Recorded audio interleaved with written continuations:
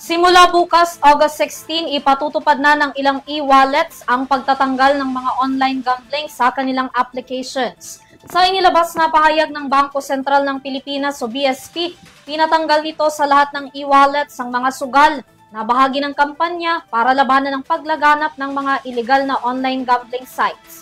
Narito ang report sa pagbabalik ni Catherine Landicho. Magpapatupad ang ilang pagbabago ang GCash sa susunod na 48 oras bilang bahagi ng pag-comply nila sa utos ng Bangko Sentral ng Pilipinas na tanggalin ang links ng online gambling sa e-wallet platform. Simula August 16 kasalukuyang taon na alas 8 ng gabi, aalisin na ng GCash ang access sa in-app gaming platforms, gaya na lamang ng nasa G-Live bilang pagpapatupad nito sa BSP Memorandum No. M-2025-029.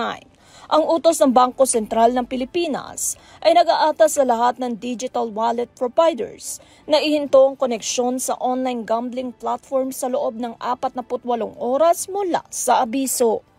Gayunpaman, maaaring i-withdraw ang gaming funds papunta sa kanya-kanyang GCash wallet bago ang deadline.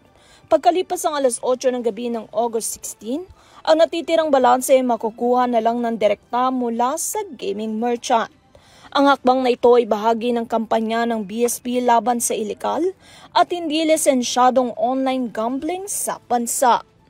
Para sa EuroTV News, Catherine Landicho, sumasaludo sa bawat Pilipino.